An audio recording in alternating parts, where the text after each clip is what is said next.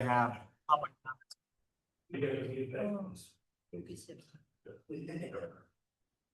Oh, chief was gonna make our look now. 7 o'clock. All right, we're live. All right, I'm calling to order this meeting of the Village of Fredonia Board of Trustees. June 18th, 2026. Would everybody please stand in pledge of allegiance? I pledge allegiance to the flag of the United States of America, and to the republic for which it stands, one nation, under God, indivisible, with liberty and justice for all. Thank you. Administrator Jenkins, in your role as the clerk, will you please take the roll? Of course, President Len. Here. Trustee Beglin. Here. Trustee Frank. Here. Trustee Redmond. Here. Trustee Stowe. Here. Trustee Searing. Here. And Trustee Van Roo. So I'll note that Trustee Van Roo is excused and Trustee Stowe is joining us electronically. So all of our votes that we'll be taking will be roll call votes tonight. Thank you. Next item on the agenda is public comment. Please note that public comments are limited to 5 minutes per person.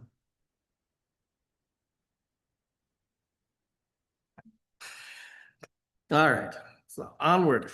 The next item is the consent agenda, and I'm going to have to ask President Pro Tem Trustee Beglin to manage this because I am part of this one. All right, the bills are in your packet. We have several liquor licenses to approve. Marshall Lee has done the background check. Said everything looked good.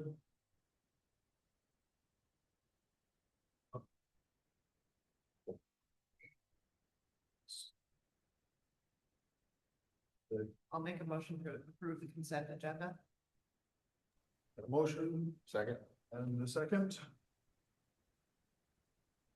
Any further discussion? Otherwise, we'll call the vote, and it's a roll call vote. We'll start with Trustee Stowe. Aye. Redmond. Aye. Frank. Aye. Aye. And Sir. Aye. All right, unanimously passed. And I think I can pass it back to President Munson. Thank you, sir. Next item on the agenda is a presentation, the 2025 audit results. Brian Grunwald from Clifton Larson Allen. All right, thanks for having me here this evening. I do have a couple. Let's pass these out real quick. Thank you, sir. And before I get started, I do want to thank Chris, Julie, Michelle, and your team. Appreciate the opportunity to start working with the team. From my perspective, the audit process, I think, went very well. Certainly, every time there's a first year audit, it takes us a little bit longer to work through, but understanding how things are done and documented. Would certainly appreciate all of the cooperation and assistance, and particularly how responsive the village was. So it went very smoothly from my perspective. In terms of the discussion here this evening, as part of the audit, we do issue the audited financial statements. I'll reference that. And I'm also going to reference the letter. There's a governance communication letter. I'll reference both of those as I go through the PowerPoint. The PowerPoint pulls information from both of those documents. If anyone has any questions, certainly please feel free to ask. No, but I'm gonna go get the audit. Oh, the books. Yes. Books that did not get distributed. Thank you. Okay. Okay. I thought they were. Well, they are, but she's going to grab the physical. Okay. Do you mind if I can taste it? Yeah. Okay. All right. So, like I said, I'm just going to walk through a brief PowerPoint. Intended to be a pretty high level. If you have questions as we're going through this, certainly please feel free to ask. It starts off on the agenda. I'm going to make a few brief comments with regards to the audit reports. There's actually two different reports that are included within your financial statements. And then the reference to communications, again, is that governance communication letter.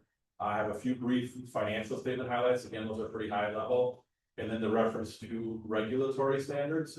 every governmental audit that's done is issued in accordance with I refer to as GASB, Governmental Accounting Standards Board. There are some additional regulatory standards that are going to be required to be implemented in future years. So we just have a little bit of information on that. Again, I'm not going to get into too much detail on those. Okay, the next slide is labeled as the summary of audit results. You can see on here, again, there's two different reports included in your financial statements. The first being the auditor's report of the basic financial statements. That is considered to be an unmodified opinion. That really means that I believe that your financial statements are complete and accurate in accordance with our professional standards. So that's exactly what you should hope or expect to see. And then the second item there is labeled as the auditor's report on internal control. We are not required to issue an opinion on internal control, but we do gain an understanding of how things are done. Think of that as how you handle cash, how you pay your bills, how you process payroll, for example. Those are all examples of internal control. When we become aware of conditions, which we refer to as findings, we are required to indicate those. So we did have 3 findings or conditions that we did disclose and discuss in more detail within your financial statements. You see those listed on the slide in front of you. References to segregation of duties. Again, the point with that is very common for organizations of your size, but you should be aware that because of the limited number of staffing within the village and the office, how things are done. That is a condition you should be aware of. Also, the second one there, preparation of the annual financial report. That is really to disclose that we, as your auditors, are the ones who prepare your financial statements. So a little bit more of a disclosure. We do share a draft with Chris in the village. We did talk through that before we issue a final document, but just wanted to disclose that. And then the last one listed there is number 3, adjustments to the village's financial records. As part of the audit process, we obviously look at a lot of financial records, a lot of financial information, and we're just disclosing that as a part of that process. We did propose some audit adjustments. I know I want to do those pretty quickly. Any thoughts, questions, concerns on that before I get you on? I'll just say that we get that segregation of duties thing each year for those that are new. And until we have the money to hire like a utility clerk or somebody like that, we're just going to continue to have that. That's okay. Yeah, both those are very common. Okay, this next slide is labeled as governance communications on the top. And again, that is really just intended to give you an overview of the topics and the language that's included in that governance communication letter. So it's information that we're required to communicate as part of the audit process. The language, the terminology, you can see the topics discussed on the slide here. Very standardized, a lot of accounting specific language, especially when you get into things like accounting policies, accounting estimates, financial statement disclosures. Nothing in there that I would consider to be unusual, nothing in there that I would consider to be a red flag, all things that we are required to communicate. The one thing that I do want to point out or emphasize, just in case you have noticed this or have questions, that is a letter that we issued to governance. You can see that issued to the board. About halfway through the document, there is an attachment where you see a reference to village letterhead. As part of the audit process, we request what we refer to as a representation letter. So the village puts that on village letterhead, sends that back to us. It's our standard practice to attach that to your governance letter. So I'm just pointing out why that's there. Sometimes I get questions when they see that letterhead of, well, why is that there? The purpose of that is to make sure that we've received all the requested as part of the audit process. Okay. Any thoughts or questions on that letter before we move on? All pretty standard. Okay, and then I just wanted to move into some of the financial information. Again, this is pretty high level, so if you want to talk a little more detail, certainly ask. Whenever we get into the financial statements and we start thinking of financial condition, the most common benchmark or metric is to look at your fund balance reserves. Think of that as how much you have left at the end of the year. So you can see on the slide here, I just listed your different governmental funds. And the balances on there, again, are those fund balance amounts that are left as of the end of 24 in comparison to the end of 2025. Just going to walk right down the slide here. Starting out with your general fund, you can see that your unassigned fund balance, your reserves left at the end of the year. You started the year at 223,125 in 2024. They did increase to $301,338 at the end of the year. I'm not gonna get into details with regards to your budget and actual. There is a budget to actual in your financial statements on page 13. If you wanna look at that further, you certainly can. The high level overview on that is certainly a very good year in terms of your overall budget and fiscal year. Your revenues came in over budget by 160,000, which really drove the increase in your overall fund balance reserves left at the end of the year. Think of things like interest income, park fees, impact fees, also the donations, things that came in. So very good year in terms of your revenues, budget to actual. Again, driving that increase in your general fund reserves that are left. Then we move on to the other categories there. See the reference to the debt service fund. At the end of the year, the debt service fund had 199,665 remaining. Those funds are restricted for future principal and interest payments. So they are tracked, and that certainly goes through your budget process. The reference to special revenue funds, you'll see the different funds there: laboratory, fire and ambulance, paramedic. Just want to point out the increase in fire and ambulance, and then I also should point out the laboratory. There was a deficit there at the end of 2024, the 9,560. That's why that's in brackets. So that came out of deficit and 18,000. And then the bottom of that slide focuses on your capital projects fund. So you can see your capital projects fund ending the year in a deficit of 373,000. So that's why that's in that brackets. And then the tax incremental district number 3 ending the year at 289,000. And I just want to make a comment on capital projects fund and your TIF districts. With both of those, I think it's always important to understand what's flowing through those funds and the impact of timing. So if you go back to 2024, in 2024, you issued debt proceeds. So you had received those proceeds. They hadn't all been spent yet. So because of that, particularly the balance in TIF number 3 was a little bit higher, 1.4 million slide. As you spend that money down in 2025, it brought your fund balance reserves down a little bit. So ending the year at 289,000, for example, your TIF district. Does that make sense? Any thoughts or comments on that? Well, then I'll just touch on that CIP. We'll be talking about it a little bit later when you look at the fund transfers that we're doing. But as a result of the audit, Treasurer Upson looked at our finances a little bit closer to make sure that all of our capital items were hitting the correct funds. Surprise, surprise, they were not over the past couple of years. So when you guys approve later on in this meeting, those fund balance transfers, that's correcting, moving those dollars to where they needed to be. And then that'll address this perceived deficit that's within the CIP.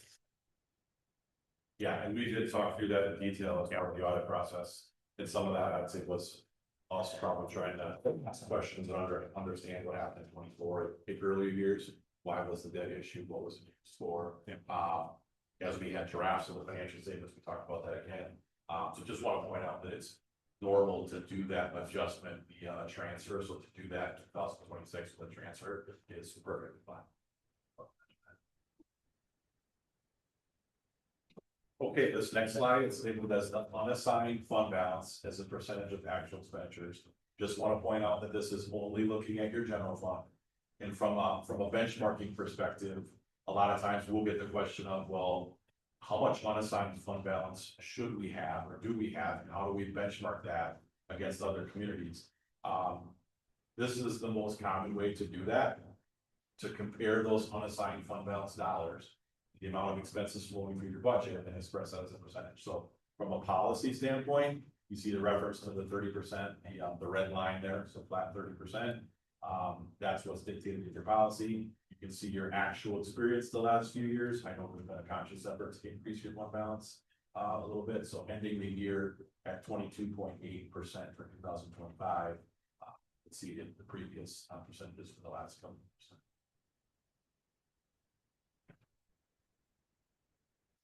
And then I also just wanted to take an opportunity to talk a little bit about both your water and sewer utility.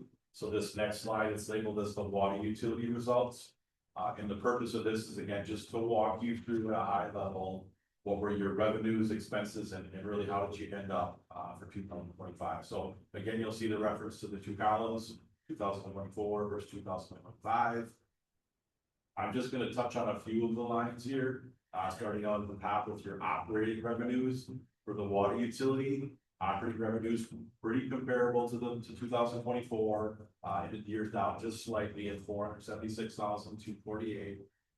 Then we move into your operating expenses, think of the direct expenses needed to provide that service. Total operating expenses coming in at 484,000 versus 427 for the previous year. You did see some increases in things like supplies and repairs and maintenance were really the, I'd say, the most significant drivers of why your operating expenses came up a little bit. And then I did put a slight shade on that next line there labeled as the operating income or loss. And again, as you look at 2025, your expenses exceeded your revenues a little bit. That's why you see the 8,000 in brackets, just pointing that out. I highlighted that because that's really, to me, one of the key numbers. You do report to the Wisconsin Public Service Commission when you think of your water utility. They like to look at your operating income, which is kind of why it tends to be a focus. I always think of that as what does it take to provide that service, and how are you doing in that regard? So you did have a slight loss for 2025 there. Then in addition to that, we have non-operating interest income, interest expense. If you keep moving down further, you'll see references to capital contributions and transfer out. Just a reminder that the transfer out relates to a regulatory payment. It's called a tax equivalent that you're required to make according to the Public Service Commission, and that money does go back to your general fund. So it shows up as a transfer out of your water utility, but does benefit and help your general fund. And then overall, I highlighted that change in that position line. That is the sum of all of your revenues, all of your expenses, including all those non-operating items and transfers. So you can see that as a deficit of 67,714. Just want to point out that we did talk about that quite a bit as part of the audit process too.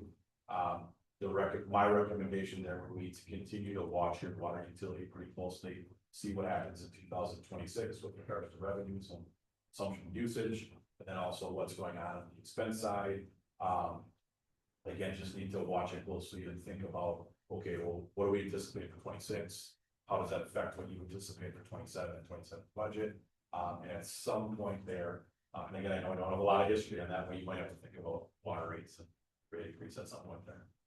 And I was just going to touch on that quick. So on the expense side, I mean, the biggest push was water main breaks. We always budget dollars for that, but we don't know when they're going to happen. And then when they happen, we obviously have to address them really fast. So other than that, our operational expenses have been pretty steady. And then on the income side, this board is well aware. We've been each year that we can, we've been taking advantage of that simplified rate increase. That's the inflationary adjustment that the PSC allows us to do, but we can't do that every year. And it's been, at least as far back as I can remember, maybe Trustee Begwin remembers, I don't know when you guys last went through a case study to see what that adjustment is. It's probably time that we do that. I feel like we've caught up pretty well on the sewer side. We've had to with the wastewater treatment plant. We haven't been doing that same kind of service on the water side. So this just helps to highlight that even more in that difficult conversation we're going to definitely have to have. Totally agree. Like I said, I feel like I'm so focused on 2025, not having all of that history, but definitely something you need to watch. Okay, then I'm going to move on to the wastewater utility results on the next slide.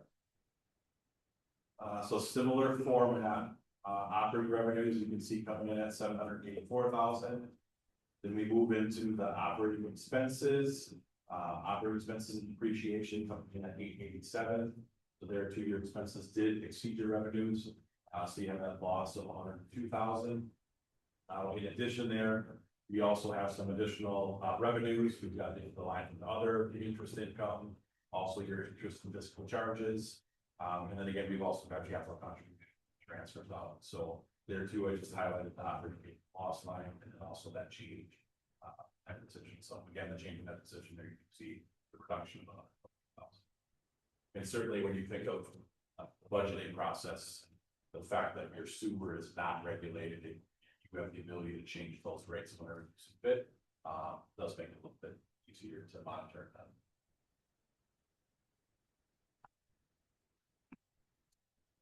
Okay, so then the other item financially that I always like to take a look at when I think of financial condition is I always like to look at your general obligation debt. And there is several pages of debt information within their financial statements. Just want to highlight or emphasize, this is only focusing on your general obligation debt. You can have other types of debt, you do have other types of debt that aren't included in this slide, so just point that out. I always like to look at it because there is a statutory general obligation debt limitation based on the equalized value of the property within the village. That's on the red line, and the reason I wanted to emphasize this is you did have some very strong steady growth in that statutory debt limit.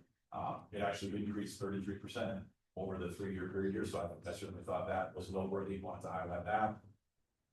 That blue line is that actual amount of outstanding principal at the end of each year. So just for perspective, at the end of 2025, did have 10,400,000 of outstanding general obligation debt. You did repay over 510,000 in principal. That's not on the slide, but it is disclosed in their financial statements. And the thing that I always like to look at is one, the trend of that statutory general obligation debt line, so I mentioned that as positive.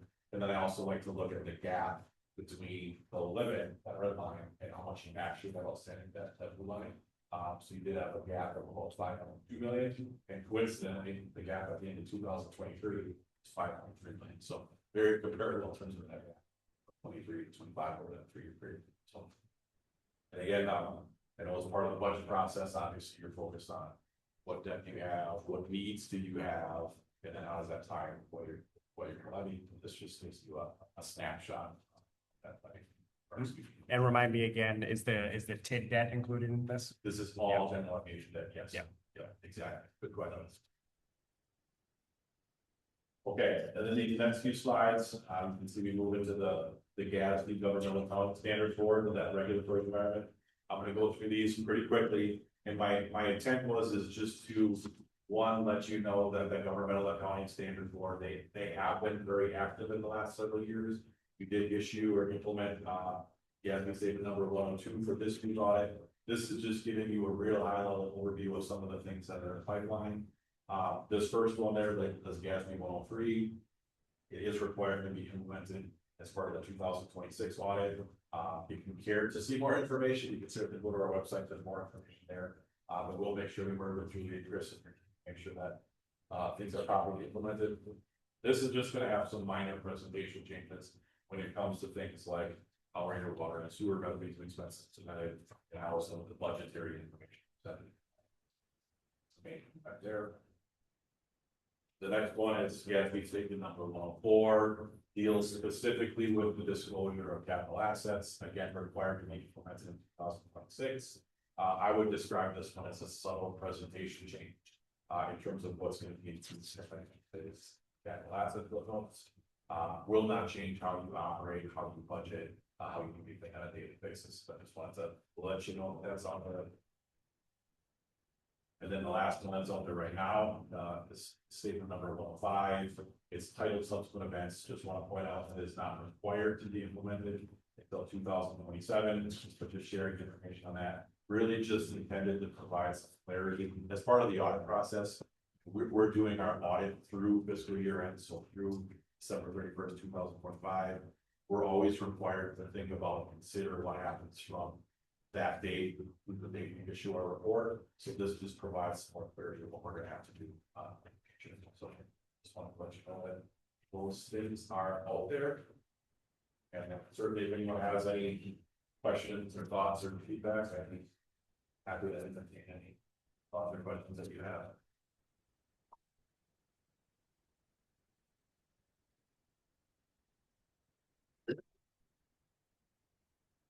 Okay, I'll do that pretty quickly, but questions come up now or in the future, certainly feel free to reach out or reach out.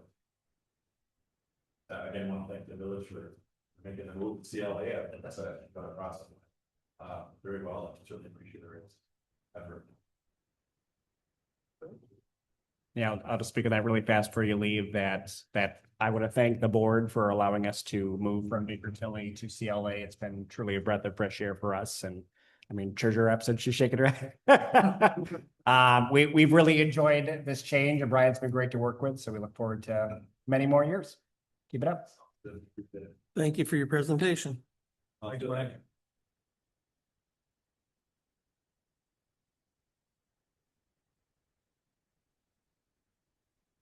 Next item on the agenda is a 2026 sidewalk report by Director Paulus and Safe Step. So the report is in your packet. This year, we're gonna focus on Fredonia Ave and I believe some of Regal. All of Regal, more of the high traffic, high school areas. So that is what we're planning on doing this year. Maybe for some background, we're required by ordinance every 2 years to come to you with just an update on how sidewalks are going, right? Prior to us going here, it was kind of a hodgepodge based off of projects. 2 years ago now, we joined with Safe Step as a contractor who evaluates the sidewalks. If it's something that they can, shave or help level off, then they do so. Otherwise, if it's direct replacement recommendations, then they let us know, and then we work through that process too. And so, yeah, I agree with Director Paulus that the priority has been those highly trafficked sidewalk routes, starting with the east side. So we obviously took care of Highland, Regal to Fredonia Ave, and then I imagine we'll move on to Martin probably next, because that's, We did Martin last year. oh, I'm sorry, you're right. Yeah, Thank you. so it was.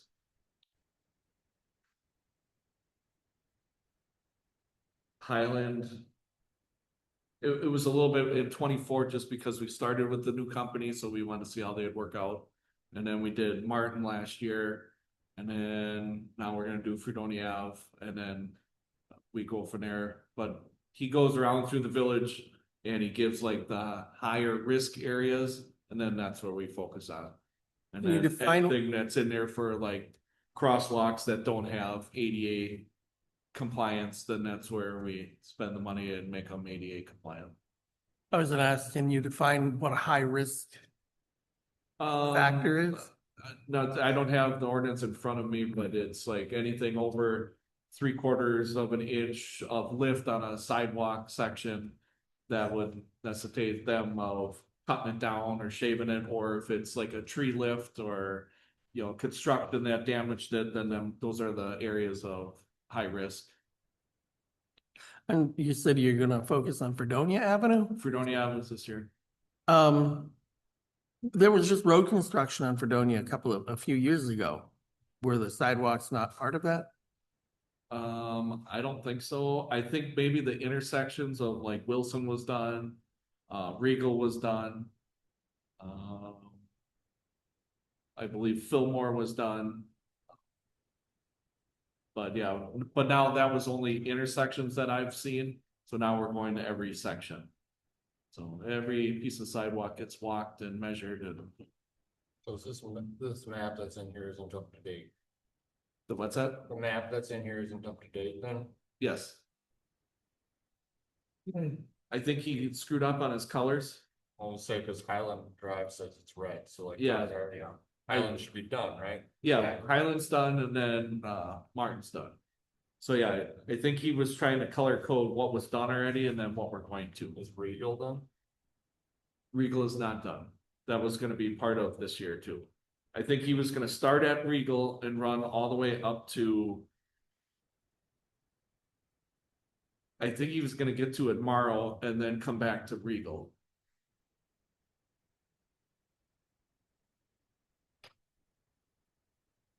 I will get a more updated report. I think he's coming next week. So then he'll go through it then. Just as a heads up to the board, the Public Works Committee is meeting next week, I think. And at that meeting, we're gonna have a draft of that sidewalk policy. Yeah, so we're gonna have a draft of the sidewalk policy that we've kind of talked about the last couple of meetings. That'll go through their oversight, and then we'll bring it to the full board. So we'll be able, by the middle of this year, we'll have a sidewalk policy, we'll have an idea of what sidewalks we need to replace, and then we can implement from there.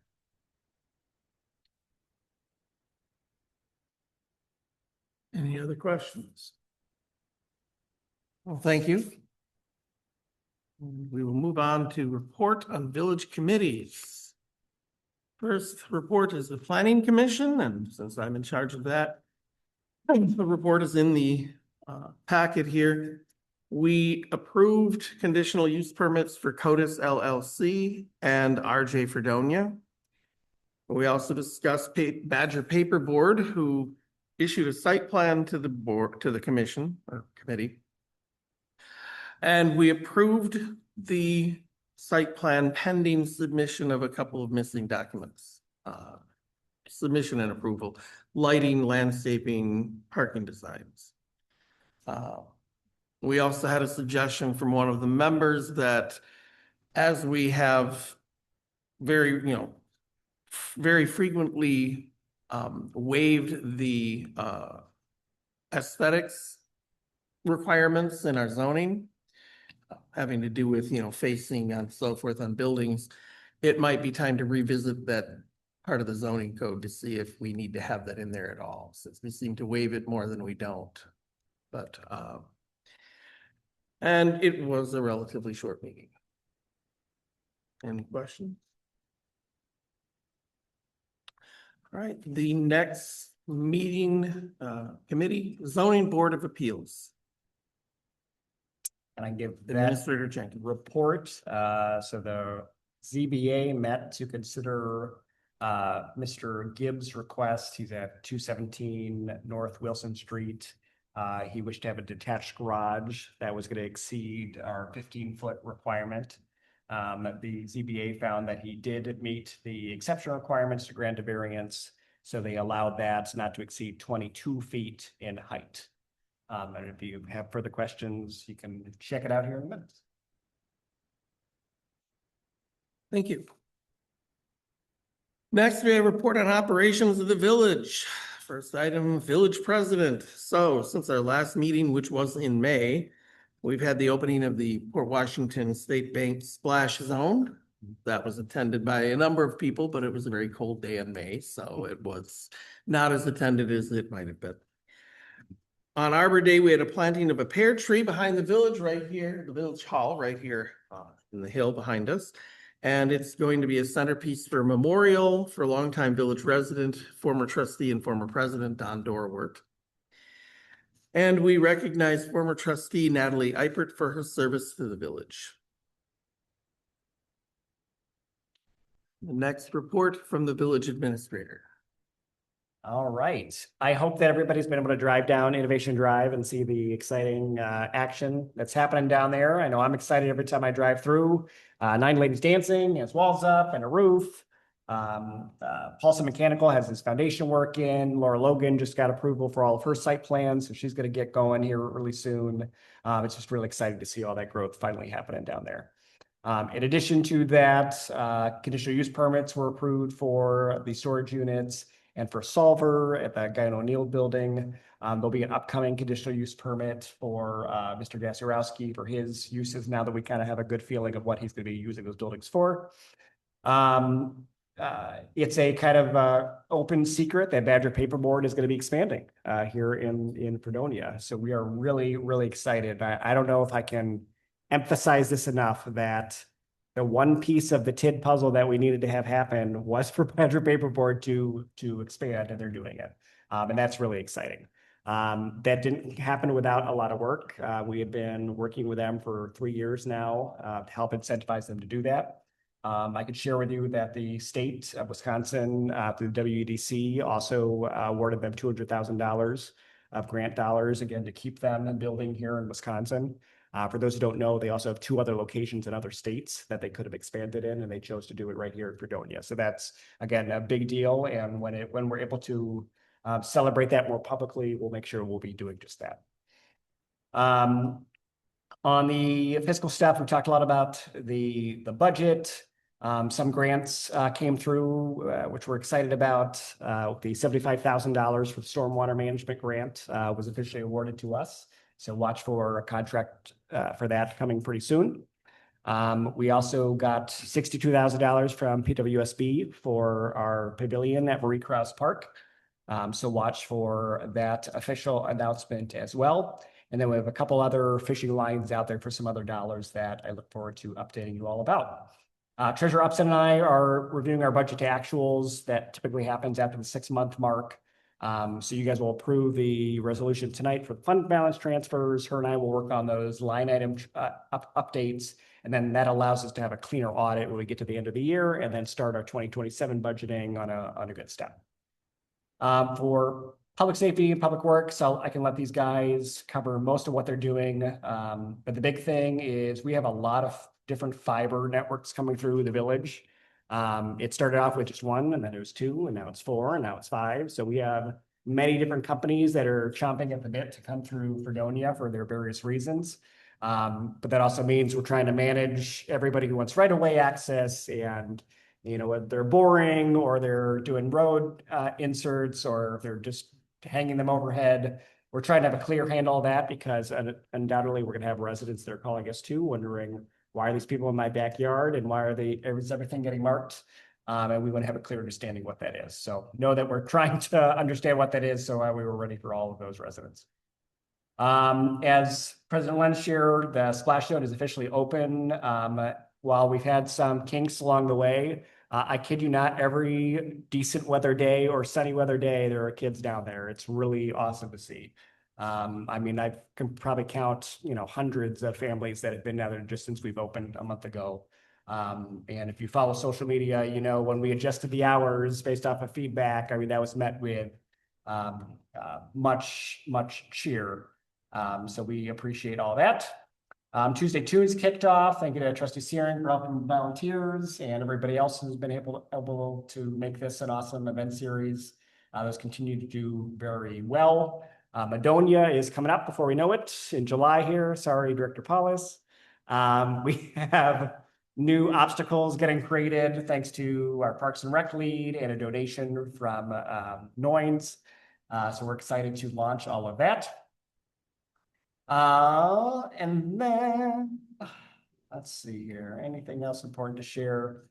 I'll just end with thank you again. We do more and more stuff every summer with between our public works projects, parks projects, events, and everything that we do. We can't do it without our staff, our volunteers, and our board members. So thank you so much, and we'll keep up the great work.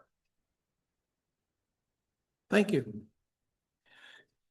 Next report is from the village marshal, who is not here today. Yeah, I think he's out on a medical leave. Okay. Next report from Chief Waker.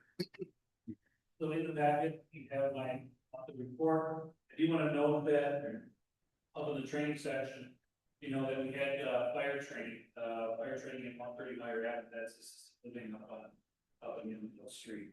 We were able to gain access to the lower level of their building and simulate some smoke conditions in the basement and do some training up there. So that's a great opportunity to be work with a community partner here. Membership applications, we received two membership applications, volunteer side of things. One candidate has zero training, he's interested as a career, so down the path of that one. And then we have a second applicant that actually has EMT certification and firefighter certification that moved into the community about 9 months ago and is now ready. She's stabilized and ready to start helping out. So we'll get her involved and we'll get those soon.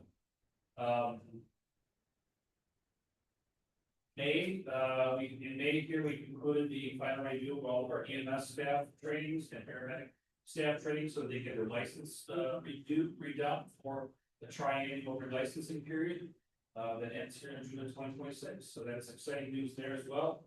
In May, our call volumes, we had 4 fire incidents that we responded to, 12 rescue incidents, and 34 ambulance incidents, and 6 paramedic intercepts. That bumped way up. We've been going to Grand Lake. We had Newburgh coming across, we intercepted with them, with our paramedics. So it's a program that's getting known a little bit better across the region. And then you have our response times on page 2. Our response times, just noting that I will have to put in some more data here to understand, to help everybody understand why those numbers are increasing. You know, we're at 7.9 minutes in looking at the ambulance ones here specifically in the middle of the page. We're at 7.9 minutes on our average response time back in March, and now we're back up to 11.4. Yeah, ask the question why, right? I do have to provide some more data here that's going to tell us where those calls are at. They may be here in the village, like in March, we probably had more numbers, more call volume here in the village of Growing, which made our response time shorter. Those 10 and 11 are pushing us more towards the Belgian side of things. And now we're also going to the east side of I-43 for our ambulance calls. So we're going all the way to Lake Michigan, so our response times may show a little bit different there too. Skew those numbers a little bit, let's move that added territory, but when I think it's 10 extra miles per mile, but adding on to our response area for our ambulance, so. And then, fire responses, we had, 5 fire responses. I had 4 about that, I was wrong, so we had 5, we were, requesting for a chief over to the town of Farmington for Fillmore Fire Department.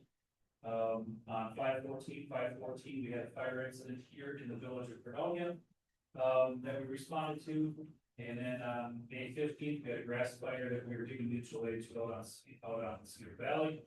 And then on the 29th, we had, a firefighter paramedic that, saw that one of the residents in the village here was putting a large debris pile in their backyard.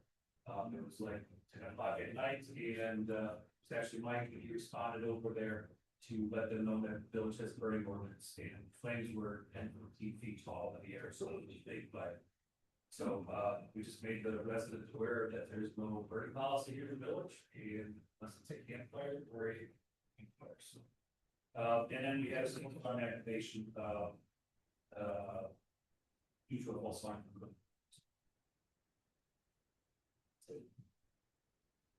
All right. This one should have the 24/7 staffing. It's that situation with the burning ordinance violation is what we've seen to be a lot more community engagement opportunities. I was stopped at mobile the other day because somebody smelled some gas in the house last week. I want to make sure we're still something. We've had a lot more opportunities now about the community. The burden that we're here for them, that they need us, and here's all the problem. So. Excellent. Thank you both. The next report would be Public Works from DPW Director Paulus. You have my report. Next 2 weeks are gonna be busy. Heather Lane we're digging a section of that out from Clover to South Wilson, where the clay is coming through the road. Starting that Monday, the culvert on Fillmore is being replaced. We should get to that on Wednesday. Hopefully, if everything goes smooth and not a lot of rain, we are gonna pave Heather, pave the culvert, pave Fillmore parking lot, and hopefully get to Stony Creek parking lot. So. No utilities, just hardtop. All right. And wastewater plant, they're down there soil boring for potential upgrade. I talked to him on Monday. He said he should finish up Monday afternoon. They'll be back tomorrow to keep going because they get 4 feet down and it's solid rock. So be down there tomorrow. Director Paulus, if you can remember off the top of your head, can you give me a timeline of what the wastewater treatment plant upgrade process looks like for me?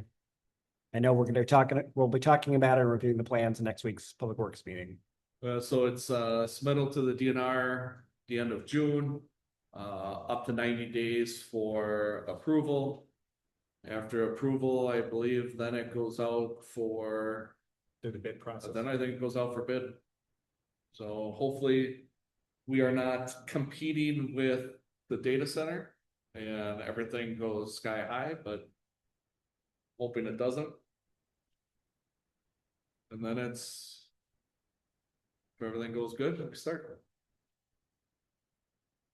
And then a little bit with the splash pad, we got the front fixed.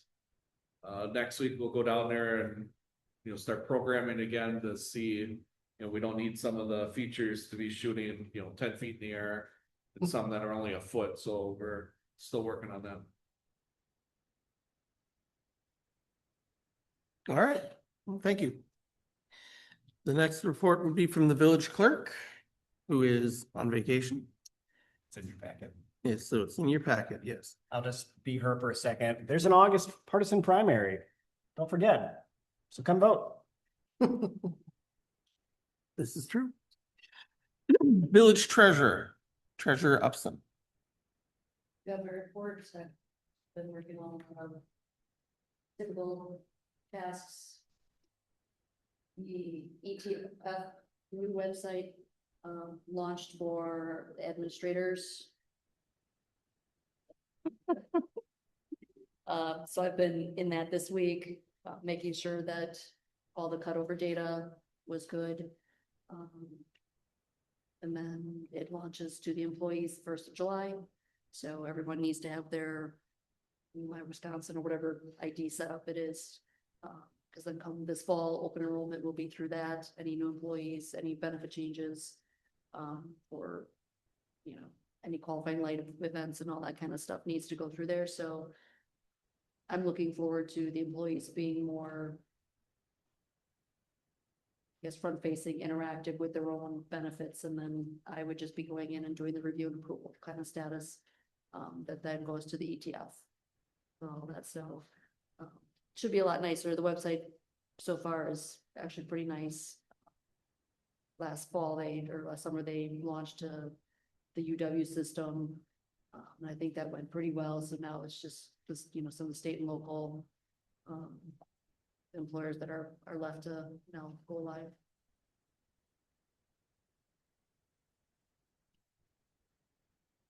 All right, thank you. Ozaki County District 2 Supervisor. Nope. All right. Moving on to items for action and or discussion. First item here is the motion to approve ordinance 2026-03 pertaining to zoning permits. If memory serves, this is that leftover zoning regulation that was overlooked when we were doing a number of other changes. Correct. It's the last step, finally done. So, is there any discussion on this? This is basically housekeeping for our policies and procedures. Make a motion to approve ordinance 2026-03 pertaining to zoning permits. Wouldn't that be over 2026-02? Yes, what she had the number Oh, was. 02. Okay, I read it on here. Yeah, yeah, there should be O2. So it should be 02. Okay, motion to approve ordinance 2026-02 pertaining to zoning permits. Yep. I have a motion. Do I have a second? Second. Any further discussion? All those in, we have to take a roll call vote. Oh, yeah. Administrator Jenkins? President Lenz. Aye. Trustee Beglin. Aye. Trustee Frank. Aye. Trustee Redmond. Aye. Trustee Stowe. Aye. Thank you. And Trustee Searing. Aye. And it passes. Next item on the agenda, motion to approve resolution 2026-05, 2025 CMAR. Administrator Jenkins, That's Director Polistick. Director Paulus. So that is the annual maintenance report for the wastewater plant. It grades us on what our numbers are, how the plant is performing, how it's being maintained, how it's falling apart. So the report is in there. It helps having a full-time guy down there now to catch the stuff before it completely spins off the wheels. So I'd have to say we're keeping it going for its age. What's so special about this report, Eric? You can toot your own horn. There's nothing special, just first year that I've known of that we got a 4.0 on it. So like I said, these aren't all the numbers I just put in to make it look good. The numbers come from the DNR of what the plant has been doing. And then we just make sure it's correct. And then we add stuff we've done throughout the year of, are we fixing things? Is our maintenance up to date? Are the meters being calibrated? Is the stuff correct?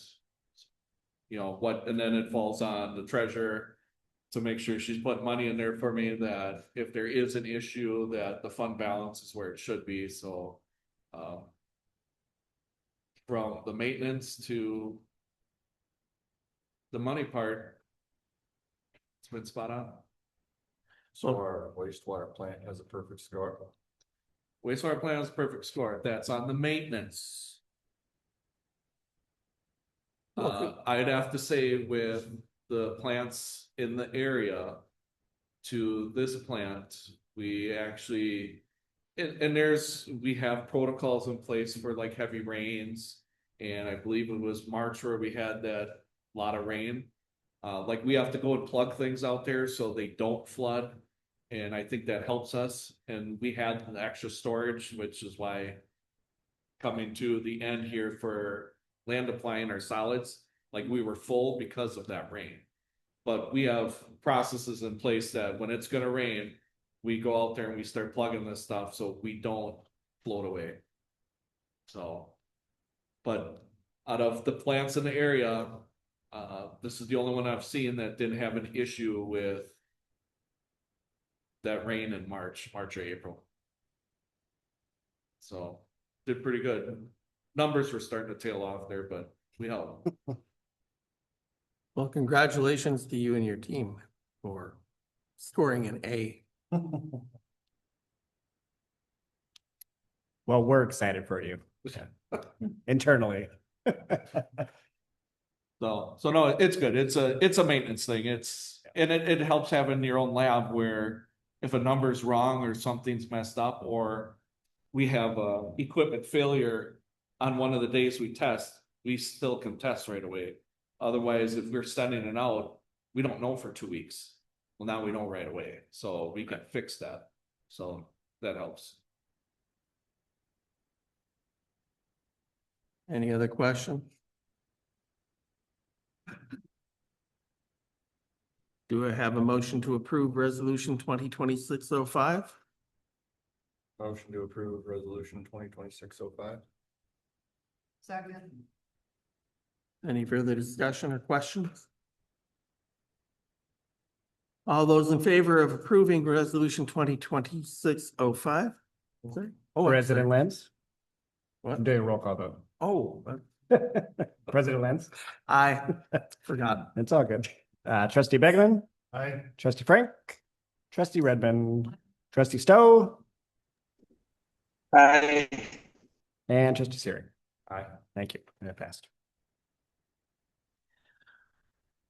The next item, motion to approve resolution 2026-06, 2026 fund balance transfers. These were mentioned earlier, Administrator or Treasurer Upson. Do you wanna take it, or do you not have everybody? I don't have it in front of me, but essentially when the 2024 borrowing was done for the 24 and 25 cycle, how the funds were split between, or the dollars, the proceeds were split between the various funds. The expenses didn't, some of it wasn't necessarily broke out correctly. Like we recently got split with engineering fees that all hit the CIP fund, but not the water or sewer. And then there were a bunch of dollars from the water and sewer that was, the proceeds were put there, but we didn't spend all of it. So there was excess dollars in there that, the actual streets consumed more. So it's really just getting those proceed dollars lined back up with where the expenses truly hit. So this is really explaining just getting that back in line and getting those fund transfers aligned with where the expenses really hit. And then that would get that CIP, that large negative that Brian had mentioned and showed about, that will basically kind of eliminate almost 100% of that. So this amounts to kind of housekeeping again. Yes. Found a mistake in the way the money was being apportioned and it's being corrected now. Yes. Questions? Do I have a motion?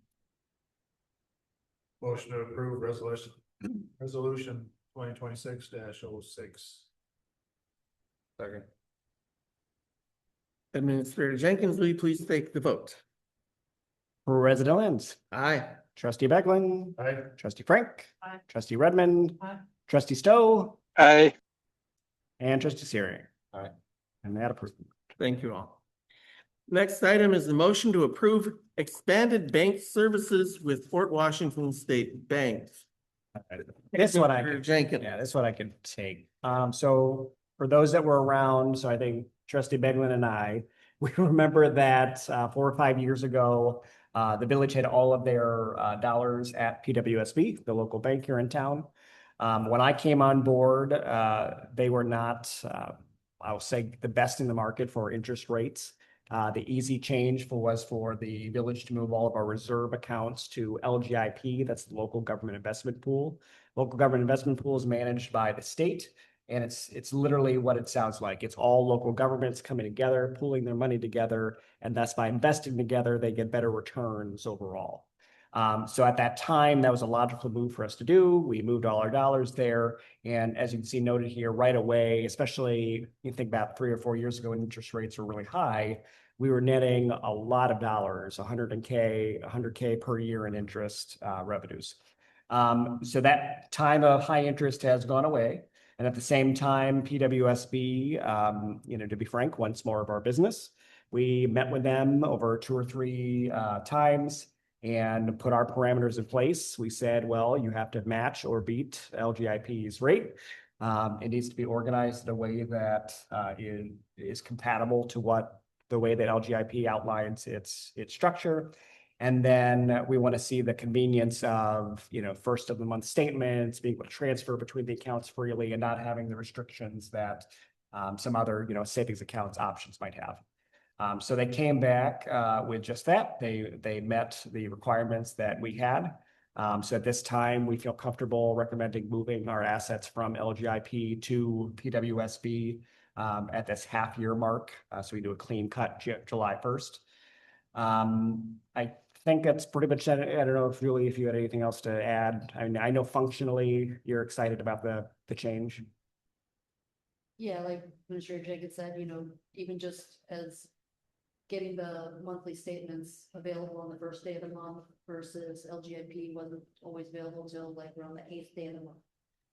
That's a lot, that's a whole week of being able to get the month end, kind of tidied up and book the interest, get the, bank account recons done, make sure everything's all in line for, reporting the monthly financials and stuff. So, just for that sake alone, it's an extra week of time.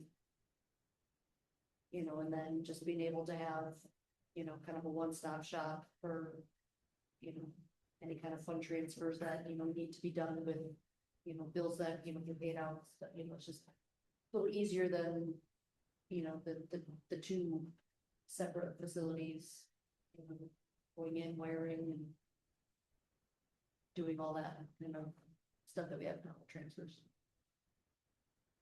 A lot easier for my sake. I think I'd like to say that Fort Washington State Bank has, in the last several years, since we removed our money from them, they've really become strong community partners of us. They are funding the splash zone. They they donate a lot of money to other organizations in the area. They have been working with us to be better members of the community. And I think those efforts, this helps to reward those efforts, and encourage them to continue in that vein. Other discussion? And I feel like as long as there's contracts in place and that's what they've agreed to, we don't really have anything to lose by having them keep it locally. And then again, they do partner a lot with different organizations and a lot of donations, so support local. Yeah. I would have to agree, as long as they understand why they moved funds to begin with. And they're agreeing to maintain that same level of return, I should say. Looks like it says they'll adjust them monthly, so. Yeah, it sounds like since, the last 4 or 5 years, they've been getting other government customers, I imagine. And so they've changed their internal policies. So that way when like LGIP adjusts, they're adjusting right along with them. but their effects don't happen until the new billing cycle, which is really to our advantage because of the way LGIP worked. If they dropped us, a whole percentage in the middle of the statement cycle, we're getting that hit halfway through the cycle. But if that happened with PWSB, we'd be able to go that full fiscal cycle with that old rate before it would adjust. So yes, they're at or better than what we would be getting with LGIP. Is there any sort of time frame on this, or there's sunset at all, or is this too? I guess until their policies change, right? If they change on which, I mean, I might be the first one to tell them, okay, well, then remove it again. But I hope it's not. I imagine that their clientele is continuing to grow, like I said, with other local governments. So we're not the only ones in this bucket. I know Village of Belgium is with them with all of their assets. The treasurer up there spoke very highly of them being competitive in the market. I can't foresee the future, but right now the relationship's been strong and I don't mind moving back. It'll be a little bit of a hassle, I think, doing it initially. But once we get established, we'll be good. We're just my best for. Yeah, I agree with everybody else, that they've been a great partner to the village, so we can, continue to be a partner with them. It's great, as long as there's zero detriment to the village. So I think it's a great idea. Any further discussion? Do we have a motion to approve the expanded bank services with PWSD? Motion to approve expanded bank service, PWSB. Second. I have a motion and a second. Administrator Jenkins, will you please take the vote? All right, President Lenz. Aye. Trustee Meglin. All right, Trustee Frank. Aye. Trustee Redmond. Aye. Trustee Stowe. Aye. And Trustee Zurich. Aye. And that passed. Thank you. That brings us to correspondence. There's no correspondence. No correspondence, but as a reminder, our next board meeting or normal would have been the board meeting. We're not having as a reminder. So July 16th is going to be the real colors exercise. So that's not the next meeting. No, it's not. 2 meetings from now. That's what I'm trying to tell you. July 16th will be our real colors exercise. We ideally want to start that at 6, so you don't got to get out of here on time. So just mark your calendars and put a reminder for that. Thank you. Any other items for future consideration? Do I have a motion to adjourn? Adjourn. Do I have a second? Administrator Jenkins, will you please take the vote? One more time. President Len. Aye. Trustee Beglin. Aye. Trustee Frank. Aye. Trustee Redmond. Trustee Stowe. Aye. And Trustee Seerig. This meeting is adjourned. Thank you. Thank you, everyone. Thanks, Eric, for jumping on. Yeah, thank you, Eric.